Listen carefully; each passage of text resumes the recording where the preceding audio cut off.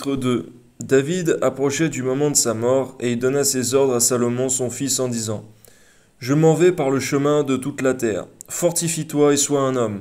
Observe les commandements de l'Éternel, ton Dieu, en marchant dans ses voies, et en gardant ses lois, ses ordonnances, ses jugements, et ses préceptes, selon ce qui est écrit dans la loi de Moïse, afin que tu réussisses dans tout ce que tu feras et partout où tu te tourneras. Et afin que l'Éternel accomplisse cette parole qu'il a prononcée sur moi. Si tes fils prennent garde à leur voie, en marchant avec fidélité devant moi, de tout leur cœur et de toute leur âme, et il ne manquera jamais d'un successeur sur le trône d'Israël. Tu sais ce que m'a fait Joab, fils de Tseruja, ce qu'il a fait à deux chefs de l'armée d'Israël, à Abner, fils de Ner, et à Amasa, fils de Jéter. Il les a tués. Il a versé pendant la paix le sang de la guerre. Et il a mis le sang de la guerre sur la ceinture qu'il avait au rein et sur la chaussure qu'il avait au pied. Tu agiras selon ta sagesse, et tu ne laisseras pas ses cheveux blancs descendre en paix dans le séjour des morts.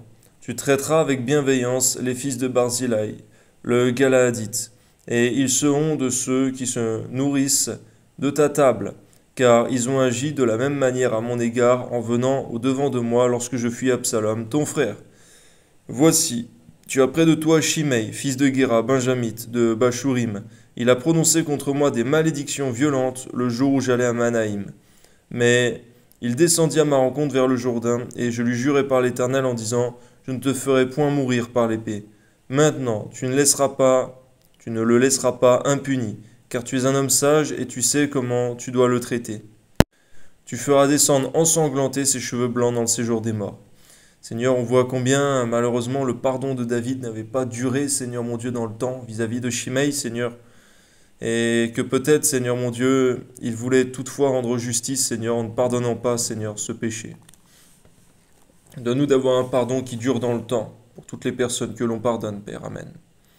David se coucha avec ses pères, et il fut enterré dans la ville de David. Le temps que David régna sur Israël fut de 40 ans, à Hébron. Il régna 7 ans, et à Jérusalem, il régna 33 ans. Salomon s'assit sur le trône de David son père, et son règne fut très affermi. Amen. Adonijah, fils de Haggith, alla vers Bathsheba, mère de Salomon. Elle lui dit: Viens-tu dans des intentions paisibles? Il répondit oui. Et il ajouta: J'ai un mot à te dire. Elle dit: Parle. Et il dit: Tu sais que la royauté m'appartenait, et que tout Israël portait ses regards sur moi pour me faire régner. Mais la royauté a tourné, elle est échue à mon frère, parce que l'Éternel la lui a donnée. Maintenant, je te demande une chose, ne me la refuse pas. Elle lui répondit: Parle. Et il dit: Dis, je te prie, au roi Salomon, car il ne te le refusera pas, qu'il me donne pour femme Abishag, la Sunamite. Bathsheba dit: Bien, je parlerai pour toi au roi. On voit, Seigneur mon Dieu, la convoitise qui était dans le cœur d'Adonijah, Seigneur, qui avait convoité cette jeune femme, Seigneur, qui avait été là, Seigneur, pour s'occuper du roi. Bathsheba se rend, et je prie, Seigneur, que tu gardes, Seigneur mon Dieu, tout homme né de nouveau, Seigneur, de toute convoitise, Seigneur mon Dieu, de quelque manière que ce soit. Car tu vois que derrière, Seigneur mon Dieu, la convoitise d'Adonijah se cache la mort, Seigneur. Amen. Bathsheba se rendit auprès du roi Salomon pour lui parler en faveur d'Adonijah. Le roi se leva pour aller à sa rencontre. Il se prosterna devant elle, et il s'assit sur son trône. On plaça un siège pour la mère du roi, et elle s'assit à sa droite. Puis elle dit: J'ai une petite demande à te faire, ne me la refuse pas. Et le roi lui dit: Demande, ma mère, car je ne te refuserai pas. Elle dit qu'Abishag, la Sunamite, soit donnée pour femme à Adonijah, ton frère. Le roi Salomon répondit à sa mère: Pourquoi demandes-tu Abishag, la Sunamite, pour Adonijah? Demande donc la royauté pour lui, car il est mon frère aîné. Pour lui, pour le sacrificateur Abiatar, et pour Joab, fils de Tseruja. Seigneur, on voit combien, Seigneur mon Dieu, le cœur d'Adonijah n'était pas bien disposé. Donne-nous de toujours veiller sur notre cœur. Amen.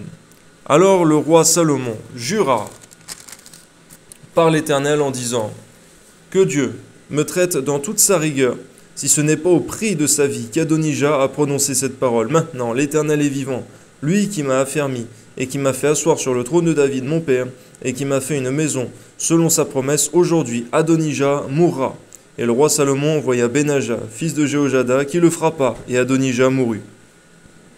Le roi dit ensuite au sacrificateur Abiathar, « Va-t'en à Anathoth dans tes terres, car tu mérites la mort.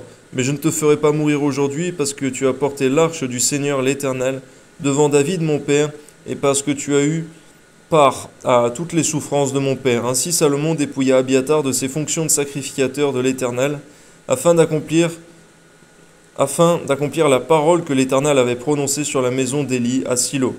Le bruit en parvint à Joab, qui avait suivi le parti d'Adonija, quoiqu'il n'eût pas suivi le parti d'Absalom. Seigneur, on voit combien malheureusement, Seigneur mon Dieu, il n'a pas résisté, Seigneur, à toutes les vagues de rébellion, Seigneur. Il avait essuyé la vague d'Absalom, Seigneur mon Dieu, mais pas celle d'Adonija, Seigneur. Donne-nous de pouvoir essuyer, Seigneur, et de résister à toutes les vagues, Seigneur mon Dieu, de rébellion, Seigneur mon Dieu, contre toi. Car nous sommes tes enfants, Seigneur, et c'est vrai qu'un jour l'apostasie viendra sur terre, Seigneur mon Dieu, mais nous voulons, Seigneur, être de ceux qui tiennent dans le temps, Seigneur, affermis sur ta parole. Amen. Et Joab se réfugia vers la tente de l'Éternel et saisit les cornes de l'autel. On annonça au roi Salomon que Joab s'était réfugié vers la tente de l'Éternel et qu'il était auprès de l'autel. Et Salomon envoya Benaja, fils de Jéhojada, en lui disant « Va, frappe-le ».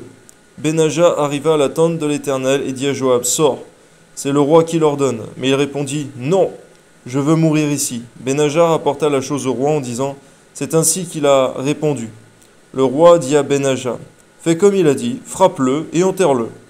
Tu ôteras ainsi de dessus moi et de dessus la maison de mon père le sang que Joab a répandu sans cause. Garde-nous toujours, Seigneur, de répandre le sang. Seigneur, nous sommes tes enfants. Déjà, le sang répandu sans cause à l'époque t'irritait, Seigneur. Mais à combien forte raison maintenant, Seigneur, pour tes enfants, Seigneur. Tu as dit, celui qui tuera par l'épée doit être tué par l'épée. Amen. L'Éternel fera retomber son sang sur sa tête parce qu'il a frappé 2 hommes plus justes et meilleurs que lui, et les a tués par l'épée sans que mon père David le sût. Abner, fils de Ner, chef de l'armée d'Israël, et Amasa, fils de Jéter, chef de l'armée de Juda. Leur sang retombera sur la tête de Joab et sur la tête de ses descendants à perpétuité. Mais il y aura paix à toujours, de par l'Éternel, pour David, pour sa postérité, pour sa maison et pour son trône. Benaja, fils de Jéhojada, monta, frappa Joab et le fit mourir. Il fut enterré dans sa maison au désert. Le roi mit à la tête de l'armée Benaja, fils de Jéhojada, en remplacement de Joab, et il mit le sacrificateur Tsadok à la place d'Abiathar. Le roi fit appeler Shimei et lui dit « Bâtis-toi une maison à Jérusalem, tu y demeureras. Tu n'en sortiras point pour aller de côté et d'autre. Sache bien que tu mourras le jour où tu sortiras et passeras le torrent de Cédron. Ton sang sera sur ta tête. » Shimei répondit au roi « C'est bien, ton serviteur fera ce que dit mon seigneur le roi. » Et Shimei demeura longtemps à Jérusalem. Merci Seigneur, parce que le roi Salomon avait tout de même laissé une chance à Shimei, Seigneur mon Dieu, de pouvoir rester en vie par ta grâce, Seigneur. Et par cela, tu montres, Seigneur mon Dieu, que la parole que David avait prononcée lorsqu'il a juré que Shimei ne mourrait point, Seigneur mon Dieu, devait s'accomplir sous la condition que Shimei obéisse, Seigneur. De la même manière, nous voulons rester dans l'obéissance, Seigneur mon Dieu, à toutes tes voies, Seigneur, afin que nous mourions point, Seigneur mon Dieu, de la seconde mort. Amen. Au bout de 3 ans, il arriva que 2 serviteurs de Shimei s'enfuirent chez Akish, fils de Maaka, roi de Gath. On le rapporta à Shimei en disant « Voici, tes serviteurs sont à Gath. » Shimei se leva, sella son âne et s'en alla à Gath, chez Akish, pour chercher ses serviteurs. Shimei donc s'en alla, et il ramena de Gath ses serviteurs. On informa Salomon que Shimei était allé de Jérusalem à Gath, et qu'il était de retour. Le roi fit appeler Shimei et lui dit « Ne t'avais-je pas fait jurer par l'Éternel et ne t'avais-je pas fait cette déclaration formelle? Sache bien que tu mourras le jour où tu sortiras pour aller de côté ou d'autre. Et ne m'as-tu pas répondu? C'est bien, j'ai entendu. Pourquoi donc n'as-tu pas observé le serment que l'Éternel et l'ordre que je t'avais donné? » Et le roi dit à Shimei « Tu sais au-dedans de ton cœur tout le mal que tu as fait à David, mon père. L'Éternel fait retomber ta méchanceté sur ta tête.